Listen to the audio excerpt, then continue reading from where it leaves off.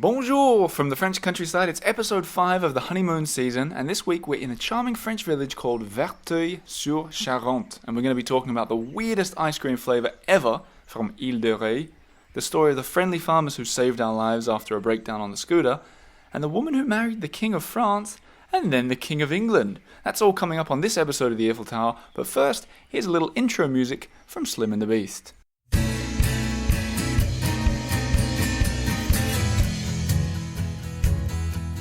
Jump on my back, hold on tight, let's do it together, let's go for a ride, let's go for a ride. And hello again. Hello. How you doing, Lena? I'm very well, thank you. How are you? I'm pretty well. If people are tuning in for the first time thinking, who's Lena? Who's Slim and the Beast? Well, you're my wife. Yeah, I am. And Slim and the Beast are not. No, they're not my wife. Or yours. They're the band that kind of like... I'd go as far as saying they're the house band for the Eiffel Tower. Yeah, I think so. Even if they don't know it yet. Well, especially since they played at our wedding. That's true. And that song is a little bit about the trip. If you go back to episode 1 from the honeymoon season, you can hear it in full halfway through. But that's what we've been doing, going for a ride. And this episode, we're going to be telling you guys, the listeners, wherever you are in the world, a little bit about the last week of our ride. How are you feeling? I'm feeling great. I think it's been an eventful week. It feels like it's been the most eventful week and the least eventful week. I know, it's weird that. I say least eventful because and you guys have listened all the way through, we're finally made it to this town, Verteuil, which is where regular listener Jim, big shout out to Jim, invited us to come and stay in his... Hi, Jim. What you Hi, Jim. I don't know. Because in my head I was like, hi, Jack, and then I was like, hi, Jack. But it's not Jack, it's Jim. There's been no hijacking on the trip, but No. close. Very Breakdown, close. which we'll get to soon. Oh, yeah. But we have been just chilling and getting our breath back for a couple of days in this beautiful, charming town in the house of a regular listener from Brisbane. So thank you, Jim, for your lovely house. And anyone that wants to check out what I'd say is the best place we've stayed so far, Oh, it's so good. Google It's a House good in change. Verteuil, Verteuil. I'll have it all in the show notes. But we'll talk a bit about that later. Our village life escapades. But first, what we figured we'd do is we'd walk you through a little bit about some of the things we've seen. And the main part of it this week was La Rochelle, a town in western France, and the island that's just off the coast of it, Yeah. Ile de Ré. So, Lena, maybe first you can start off by giving your thoughts on this little escapade that we had. On our little seaside frolic. Our little jaunt in the... Yeah, first though, alright. I should explain, we're doing, there's a chance this is people's first episode. Fair enough. We're riding around on a scooter where the top speed is 45 kilometers an hour.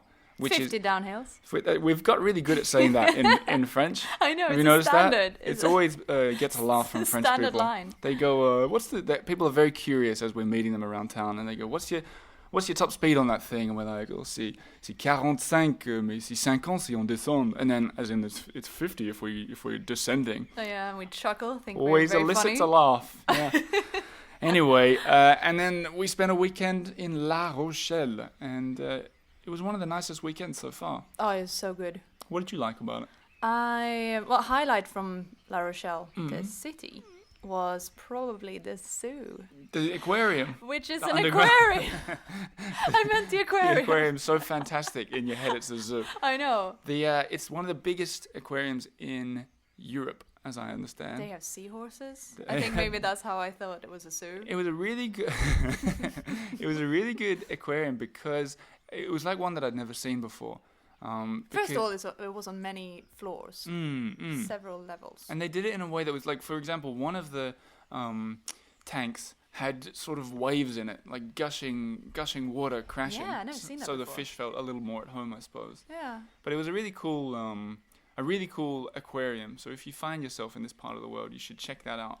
But what you should really do, and you should check out the old port, which was really fantastic. Obviously, that is so nice. It's Which- very postcard worthy. Indeed, did you get any? I took a postcard of a post. I mean, I took a picture of a postcard. That's Picture good enough. Yeah, postcard, perfect. Yeah. And the best thing I think about La Rochelle is there's a massive bridge, very scary if you're on a scooter, that goes over to an island that's sort of like the getaway island. It's probably France's favorite getaway island. Yeah, I had a feeling that it's like kind of a secret island that is not super secret anymore. That yeah. Like a sleepy old fishing village So that it's- is kind of become popular. It's called Ile de Ré, and I know it from, I read a book by Stephen Clark, the author, who's been on the show a couple of times, and he wrote about it, and when I pictured it, I imagined it to be really amazing, old, untouched by tourists, and it's not so much like that anymore in the main parts. We stayed in Saint-Martin. I mean, it is beautiful and old. It really is, but it's not so untouched by tourists. It's not untouched anymore, and I No. think that's largely thanks to that bridge, Yeah, since they built the bridge. it's easy to get over.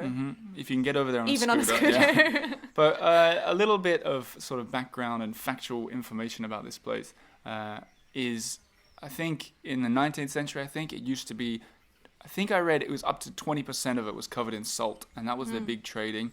They used to skim the sea salt off the top of the salt fields and sell it, and that's how they survived. And nowadays, I think there's only about 40 salt farms. But The whole island is basically like salt fields. well, yeah, when you get out of the villages. Yeah. So this is the tip. If you're thinking of traveling to Western France and you go to La Rochelle, enjoy it. You should. But then take the car or the scooter over to this island, Ile de Ré, so Ré, R-E, with an accent on the E. Hire a bike and cycle out to the salt field. Preferably a tandem. Which is what we did. Which is which was- definitely what we did. We were like, we had withdrawal syndromes from this scooter, I think, and we had Yeah. to be on the same thing. Yeah, yeah. Because they're so romantic. And then I saw the next day on your Instagram stories that you put all your pictures of you not pedaling. What? Yeah, I haven't confronted you I about that didn't yet. think you followed me. But one cool thing about this trip so far, and that I haven't even mentioned yet, that was really fun, is people are starting to notice that we're traveling around now. And one of those was the tourism agency in Charente. Yes. So Charente Tourism, they got wind of what we're doing, and I hope this is the start of something. If you're listening and you work with a tourism agency, and they got in contact and they said, "Hey, we really want you to enjoy your time in Charente and in La Rochelle." And it was great the way it happened as well, because we're pulling into town, and we're looking for accommodation, which we often do the night before. But we pull in, we're sitting in the middle of this little charming square, we're exhausted after a long day on the road. Then we get this email from them, and saying sort of, we can help you out with stuff if you want. What do you want? What do you need? And That's we're a like, perfect timing. and I said, well, we need somewhere to stay to start with. And then they responded, if you respond immediately, we've got you a hotel at this address in the honeymoon suite. And I responded, yes, straight away. And I looked over my shoulder, and we happened to be staying right by this hotel, which was Yeah. fantastic. Beautiful hotel. It was a converted old factory. It was great. Amazing. It was Amazing. very, It was very called cool. the Fabrique, Le Fabrique. So Yeah. I can recommend it. It was actually a really nice hotel. We stayed there. Good breakfast. And I'm then a breakfast fan. and then they also hooked us up with a hotel over in Saint-Martin in Ile de Ré, which was also really nice. It was called Le Colonne. Yeah, just in the harbor, overlooking the tidal waves. But full disclosure, they said to us, do this stuff. It's on the house. Use it. You don't need to promote it, or you don't need. They were so cool about Just it. have a good time. They said you don't need to use any hashtags. We just want you to enjoy yourself, and we did. So I'm happy to shout out. You should go to La Rochelle, and you should go to Ile de Ré. Definitely. Very good weekend trip. Brilliant. And the other thing about the salt that I really liked is that you got to get if you ever want to get a little souvenir from there, they have the specialized salt that you buy, sea salt. sea salt. Fleur de sel, it's called. And you can watch the guys making it, and you can get them, you can buy it in a little package, which we didn't do because we'd already bought it, but you can buy it when you're over in the salt fields, Yeah. which I thought was a really nice touch. Yeah, he said there's a guy there selling it from the back of his car. Looks right very in the middle cool. of these salt fields. So lots of big bags of salt where you can just marinate your fish in or whatever.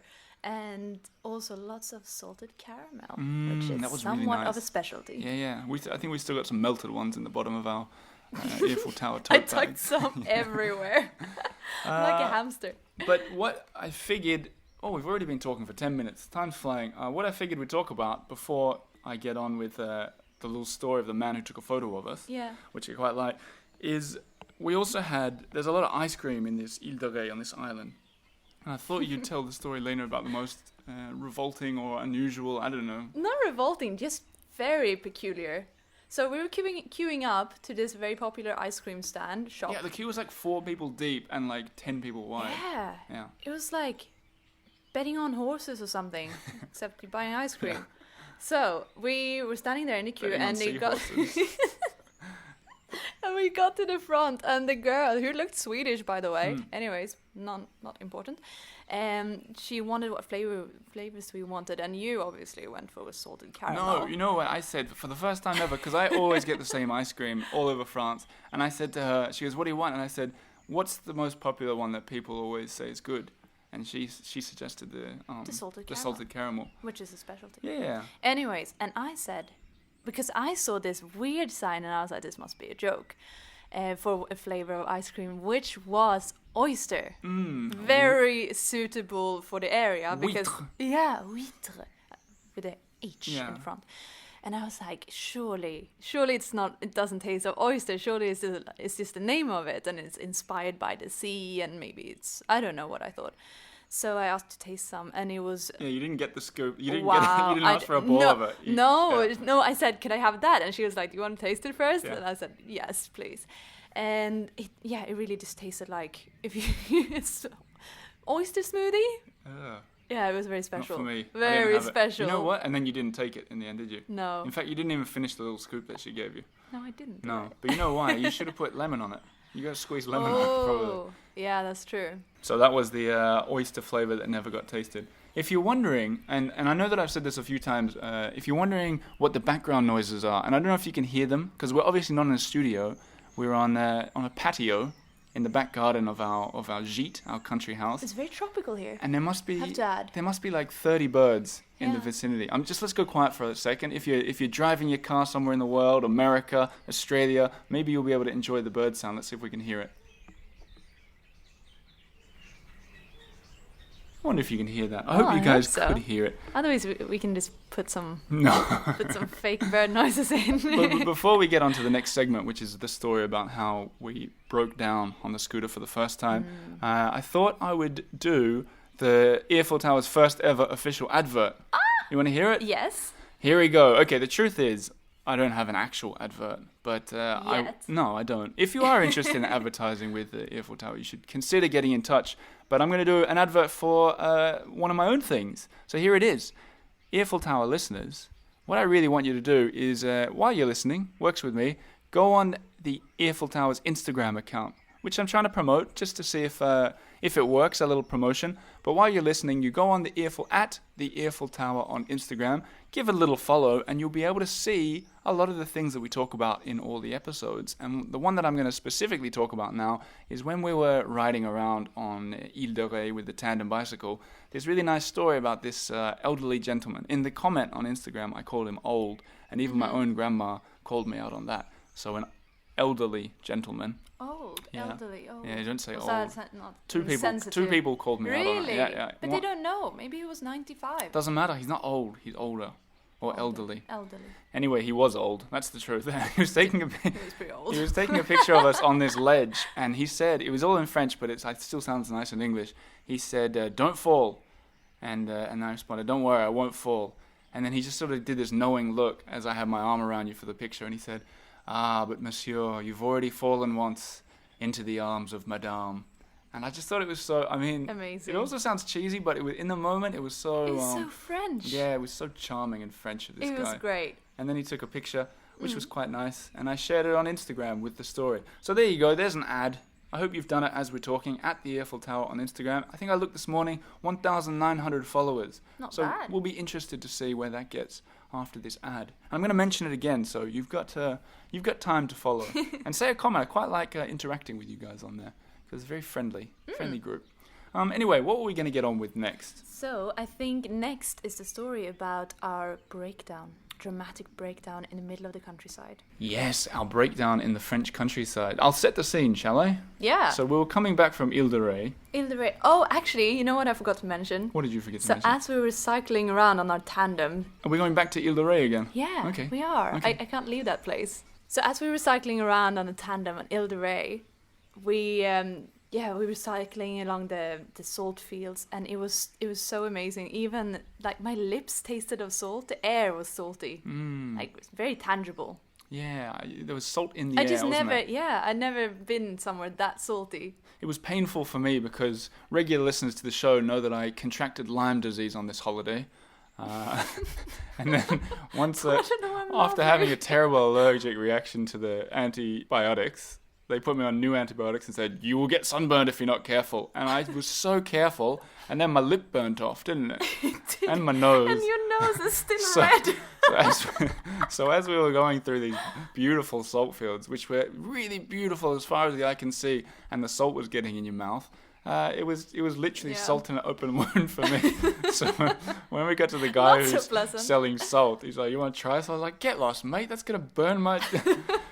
Anyway. You took it as a personal attack. Anyway, we left Saint-Martin de Ré in the middle of Ile de Ré, and we broke the record for kilometers traveled on the scooter, 160 to get to where we are now. Inland. Headed inland, and the funny thing that I haven't mentioned anyway yet is the brake was feeling like it wasn't very good on the scooter. Like So- at all. It didn't slow us down. No, you could sort of squeeze the back brake without stopping, you could say, which isn't ideal. You could sort of. And you know what? that's I actually found true. as we were talking about it on the island, I said to Lena, "We really need to get this fixed or looked at." And I looked to the left, and there was a scooter repair shop, and I took it in. Yeah, it was just too good. And the guy said, "What brand is that scooter? This isn't a Vespa. This is I'm some." not he touching it." He literally said, "I'm not touching Yeah. that." And I was like, "But it's beautiful. What are you talking about?" Exactly. And if you're on Instagram, you'd know what the scooter looked like. Just saying. Anyway, and he goes, "I'll give you an address of someone in La Rochelle when you get back to the mainland." I called them. They said, "I've got nothing to do with that. I'm not touching it either." But they gave me another address. I called them, and they said, "Yeah, bring it in. We'll see if we can fix it." So I went in. Long story short, I went in, and the guy was so nice. I wish I could remember the name. It was like Chisson or something like that. Anyway, they fixed it for free. He just tightened a few screws and said, "Don't worry, you're set to And go." that was it. And as we jetted off, I said, "I'm surprised there hasn't been more problems with this scooter ride yet. We've done 1,500 Famous kilometers." last words. Anyway, cut ahead about 100 kilometers, and we're literally in the middle of nowhere. We hadn't been through a village, or we'd been through only the tiniest of tiny villages, mostly through sunflower fields. Yeah, sunflowers to our right, corn to our left. Yeah, and it was really For beautiful. miles. But the sun was getting low, and I wrote this as a story for Patreon supporters. I'm not even going to mention Patreon this You week. just did. I'm not going to mention it for the people that are supporting the show. Almost 200 people on patreon.com/the Earful Tower. I'm not going to mention it, but I wrote this out as a story. And the way it happened was really fun because we were funny, maybe. It was funny. We kind of wanted it to happen at some point, but when it happens, it's not that good. No, because I thought we were cycling, still in Ile de Ré as well. But we were going along 45 kilometers an hour, 50. It was a bit downhill, and I heard I heard a helicopter. I was actually convinced there was a helicopter. It was really a close weird to us, sound. because it was going. And I thought, it's so close, I got to pull over to see where this helicopter is. And as I slowed right down, I found out pretty quickly that the noise was coming from the front wheel of the scooter. And I pulled over, tried to fix it, didn't have the exact tool that we needed to fix it. And we tried to fix it with everything. Yeah, we did. We tried to go a little bit MacGyver, you know, the Yeah. TV series MacGyver. You And were we taking had some great pictures of me while I was on my back trying to fix the scooter. Yeah, we found a nail scissors and some matches. Yeah. And we tried to fashion like a key. Yeah, but what we needed was this specific Allen key, like an Mm. IKEA key, which I'm sure people are listening saying, "You idiots, you should have brought an Allen key." I did bring an Allen key, but it was the wrong size. But it for was something for a else. Billy bookcase. It was for a Billy bookcase, and not a red scooter. Yeah, unfortunately. Anyhow, we pulled off on the dirt track, and you know, like on the scooter, we have to take the B roads because we're not allowed on the A roads or the auto routes or whatever. But this was like it's not even a C road or a D road. We were on like a K road. it was a K road, Yeah. and we parked right across the middle of it because obviously no traffic would come. But lo and behold, traffic came after I'd been down there for 10 minutes on my back trying to tighten it. And it was these two guys got out of the car, and you went up to them and you said, sorry guys, we'll move the scooter. And they just looked at us and smiled. And like, he said it in French, he goes, "Vous avez un souci?" Which I love. It means like, do you have a little worry? Do you have a Yeah. little worry down there? And boy, did we. Boy, did we have a worry. Yeah. And so we sort of showed it to them. They had this knowing look, and they introduced themselves as farmers, cereal farmers. Not as in they did... Serial killer. Not like serial... Yeah. It's a lot different to two serial killers, which you did wonder at one point. If they Yeah, were I serial did. I killers. was like, now is the time, guys. We have no idea how to fix this scooter. They did. No, Yeah. but they said if you can get it up to our farm, our cereal farm up there, where we do our cereal farming, then maybe we can fix it for you. And we did. I took it up there. You walked. We happened to break down near a farm. Yeah, I walked through the fields. You walked through the cornfields of Yeah. Saint Felix. I heard rattles. Did you? Yeah. Of what? It might have been a cicada. I yeah. can't really tell the I don't think there are rattlesnakes in France. Well, I was going to ask you, but I forgot. No, I don't think so. Although I saw a dead snake on the... Anyway, we're getting out of... What happened is we went up to the farm, and it was really sweet. The guy got down, and he fixed it. He had the exact right Allen key, and he fixed it. Really, really friendly guys, and we're talking to them about this podcast. And it was cool, because I was saying to them, like, there's a lot of Americans, Australians, British people who listen to this show, and they love Paris, and they love France. And I asked them, do you guys like Paris? And they go, nah, we got no time for Paris. One of them said, I've been there once when I was 5, Yeah. and I'm not going back. It's been such a theme on this trip when we talk about Paris. It's No one cares interesting. about Paris. And they say, yeah, the monuments are good, but I've got no hurry to get back there. Anyway, one of them says to us, look, you know, they also say that he goes, you're the first Australian I met, and you're the first Swede, which I thought was pretty cool. I said, I'm sorry, you're not the first French guys that we met. And then he goes, I got a little gift for you. And he jumped on a push bike, disappeared over the hill. And then we're talking to Farmer Fabrice. And then Farmer Patrick came back, and he had his hand clenched with his gift. And he put it in my hand, and I opened it up. And it was it was another Allen key to fix the scooter if the brake pad dislodged again. It was the best gift we Yeah. received. He said, I hope it comes in handy for you guys one day. I hope it doesn't. I hope I we hope never it have to doesn't. use it. But it was so sweet. And So then they said, useful. look, the sun's going to set soon. You guys need to get on the way. And then my favorite bit at the end, he said, we're not going to wish you good luck. We're going to wish you merde, which is the French word for S-H-I-T. I'm not going to say it. Oh, no. And he goes, don't ask me why we do it. We just say that when we really mean good luck. And I want you guys to have good luck. I So guess it's merde. kind of saying break a leg. Yeah, I think it's the same. I think it's from Yeah. theatre days or something. And then the other one repeated it, and I said, well, it certainly feels like we had good luck meeting you guys. And the other one says, well, you know why that could be? And we said, why is that? And he said, because you're in the village Saint-Félix, the village Saint Felix, which is the, well, how was it? Saint Felix actually means luck. Good luck It comes in from Latin. yeah. Yeah, And so it was destiny. So this tiny town, which we later looked up, had 500 people living there. And we broke down at the very edge of the village with the friendliest farmers in the world. So if you're listening, Fabrice and Patrick, just a massive shout out to you guys. I don't think they're listening. I don't think they spoke English, actually. No, they didn't. But that was just our way of sharing a fun story from the road, but also sharing a very typical story of the kindness that we've come across in the French countryside and the French villages and cities that we've been to too, but especially... Yeah, it's been such a... Oh, it felt so welcome. So Everywhere. welcome. Yeah, one of them said that too. He said if you broke down anywhere, people would have helped you. Yeah. And I it's truly feel like incredible. it's true. Someone said to me before we left on this trip that they said something like, if you break down or have any troubles, French villagers, like villagers, people living in the village, are the best in the world at helping you out. Yeah, above and beyond. So yeah, there's a little story from the road, and if you want to read those kind of stories in detail, go on patreon.com for just $1 a month. Yes. Anyway, shall we get on to the last story of the day? I think so. Before we let people I'm continue with their intrigued. commutes. I'm intrigued by this story. Okay, so the story this week is going to be about Verteuil-sur-Charente, where we are. It's a bit of a tongue twister. It is a bit of a tongue twister, but as Jim wrote in his introduction to this house, it's pronounced almost like Verteuil, V-E-R-T-O-Y. You'd get away with it if you said it. A lot of English people here. Yeah, surprising noticed. amount, actually. And that's something I'm going to talk about. I'm going to do, I had this idea to do more episodes on the road. So I want to keep Mondays. So listeners at home, you can follow along with this. Mondays are going to be recaps with lovely Lena and myself of everything we've been up to. And then I think Thursdays, I'm going to do an episode with someone along the road, much as I did in Paris. So someone who's doing something interesting in France. And I've got my first interviewee for this Thursday. Oliver, the serial Serial podcast. There's a guy called Kev in this village who's a friend of Jim who owns this place. And I'm going to talk about how and why to retire in countryside France.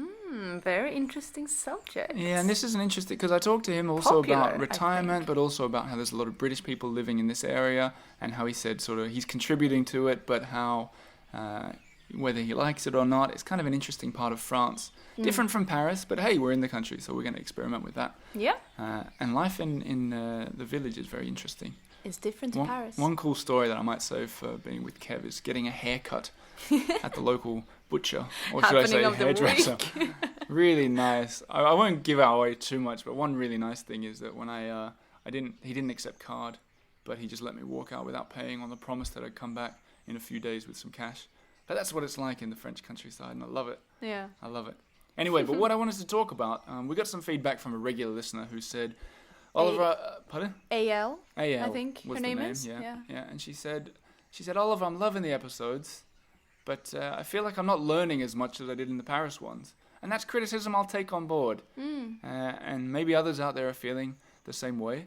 So here's a bit of a fact that I learned for you, and a bit of a story that ties in nicely with where we are. Not exactly where we are on the patio of this house with the birds surrounding us, but in the village of Verteuil-sur-Charente, because we did this great tour of the chateau up on the hillside, which is from, I think, 1080. It was first 1,000 years old, wasn't it? 1,000-year-old the chateau. first bit of it, at least. Amazing, Yeah. which is older than the Paris city walls that I'm obsessed by, and that I mention far too regularly, which were from 1180.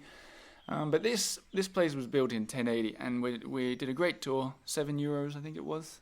Really good Affordable. tour. In English and French, the guy was amazing. Anyhow, so we're doing this tour, and he mentions a character that really caught my attention, and her name was Eleanor, and I think that's why it caught my attention, because she had the same name as the crocodile that we visited in Brittany. Anyway, this woman's a bit of a crocodile too, Eleanor. Yeah, so she snapped up a few things, Yeah. didn't she? Eleanor of Aquitaine. So here's a bit of a story for you history lovers. And if this was a history podcast, I would absolutely be doing a full episode about Eleanor of Aquitaine, because she's a really interesting character. But let me tell you a bit about this woman. So the reason that she's got a connection to this town, first, her sort of byline would be that she was the Queen of France. Imagine this. She married the French king.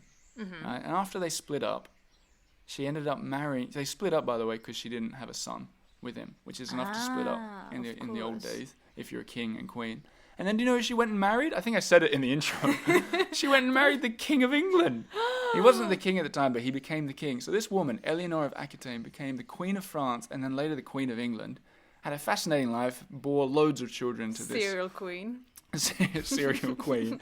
And then she had loads of kids, one of whom was Richard the Lionheart. So she's important for the region because she stayed, so the story goes, I don't think they actually know this for sure, but she's related to the family that owned the chateau. And it's thought that when she was traveling from Bordeaux to Paris, she would have stayed there. In fact, it's very likely because she was always staying in... A little weekend getaway. Yeah, but she was always staying in chateaus because they were so fortified and protected. So, I don't know, it's just an interesting story about an interesting woman who had an interesting life. So I really like the story about this woman. She was one of the most sort of powerful women back in the 1200s. Like, if you read up on her, as I did, she was one of the most, they considered her to be the most eligible bride in the whole of Europe. And she even led armies, she led crusades. She was like... Oh, really? She was sort of the most, packing a punch women in the history of France. Like the Oprah of the 1200s. She was the Oprah of the 1200s. What a power woman. And it was really interesting to see how these characters we're discovering as we're going along, Eleanor of Aquitaine, Eleanor the crocodile, and just seeing how they shaped history. And the chateau itself, where she allegedly stayed, in this family, it's been handed down generations and generations and generations, and even remains in the same family now. After, 1,000 years of... Yeah, imagine that. What is it? Rochefoucauld, I think the name is. Rochefoucauld. Yeah, and people, as I understand, it was really cool. You go into this chateau, and there's a fireplace, and in the fireplace of this 1,000-year-old chateau, there's a plaque that says 1968, and the guy explained, or 78 or whatever, really recent, and he said this is where the current owners put a plaque when they got married, and they're the X generation of the same family. So I don't know. This history stuff is really fascinating too, and absolutely, and making me lean towards doing more historical stuff. But we're not historical experts, so I'm not going to dwell on it too long. But it's just an interesting slice of history from this part of the world. Yeah. Anyway, so time's running out. I thought we'd give a little bit of a sneak preview of what's coming up in the next week for us. But first, a word from our sponsor. At theearfultower.com on Instagram, if you haven't got your phone out, you can get your phone out while you're listening to podcasts and look up different things. Multitasking. Follow on Instagram and say hello. I'd love to see you there. See if we can get to 2,000. We'll have a party when we get there. Anyway, what's coming up? What's coming up in the next couple of weeks? So, one big thing that we're gonna do is that we're heading towards Angoulême. Angoulême. In a few days, because they have their annual vintage car race along the, what do you call it, the fortified walls? Well, when I read it, it said they have it along the ramparts. That's one it, of my favorite ramparts. words, but it doesn't look like ramparts of a castle. It looks like the city. I don't know. I can't really figure it out. Well, we'll see. Yeah. In a couple of days. And now they're really old vintage cars. Yeah, I'm so excited to see it. Mm. Little known fact about me, I worked a summer in a car repair shop Yeah. in my youth. A long way from designing shoes. Very long way. Don't know how that happened. I ended up just baking for How everyone. How come when the scooter broke down, you were taking photos and not trying to repair the brake pad? If It anyone was could have cars. done it. Cars, not scooters. Okay. Obviously. Anyhow, okay, so yeah, we've got Angoulême on the cards, which I'm excited about for a number of reasons. It's also, as I understand, I mean, we haven't been there, so don't quote me on this, but this is a big, not cartoon, but you know the bande dessinée, the, not cartoon, but comic books, which are really popular in France. Like, Yeah, I've well never beyond. seen anything like Yeah, it. they've got shops that just have comic books. Oh, they love it. It's like a genre of... anyway, there's a big... I think they've got a big comic book festival down there. Not now, I don't think, but it's just sort of... It's like a mecca. printing place down there or something. We're going to go figure that out. And there's also cognac Yes. in the very close proximity. And I'm going to try and do an interview with someone down there at one of the cognac houses. So that I've done some research, and there are a couple of houses that look really incredible. And then after that, we're going to be in Bordeaux. Yeah. So I hope all you listeners who know anything about these areas for the next week will get in contact, send a message, send a recommendation, put us in contact with people, tell me someone good to interview, or an interesting character from history that I should look up. Or simply tell us your favorite year of Bordeaux. The wine. Yeah, the wine. Hey, that's something I Why want to do. not? We're gonna get into there's a big wine museum that people have really new that people are calling like a amusement park for adults. Have you heard about this? Yes. Yeah. Yes. So we're gonna go there. We've already got tickets sorted out, and we're gonna go and talk to some people and share that story with you guys here on the podcast. But with that, I'm gonna wind it up for now. If I can ask you guys of a favor, could you tell your friends about this podcast? All you need to do is when you're sitting there having a glass of Bordeaux with your friend, or your family, or your dog. It could be anyone. Just say, there's this podcast called the Earful Tower with this guy Oliver and his wife Lena. They're just traveling around France and, point them in my direction. Make it sound fun, though. Yeah, make That it didn't sound sound very fun. No, you don't think? No. So you'll never believe it. They're taking this scooter, this tiny little 50cc scooter that has no business traveling around France, and they've already done 1,500 kilometers of love heart shape. Tell your friends, because that's the quickest way that we can grow. Do you hear that plane? Yeah. You wouldn't hear a plane in the studio. It's the express to Paris. Yeah. Anyway, tell your friends, let them know, help us grow, and it will help. Basically, the reason I ask you to do that is because it will help doors open. The same way the doors open in Charente. When I met the tourism guy there, he said he'd seen the stuff, he'd seen the response to things on Facebook. The more the people that know about it, the more that I can take the more this the to the next merrier. level. Yeah. So, with that in mind, tell your friends and enjoy your week, and follow on Instagram. Yeah, have a good one. And we'll be coming at you next week, probably from Bordeaux on Monday. But remember, for the first time, Thursday, an episode with Kev, how to retire in France. Fingers crossed we make that happen. And let me know your thoughts. Talk to you then. Bye-bye. Bye.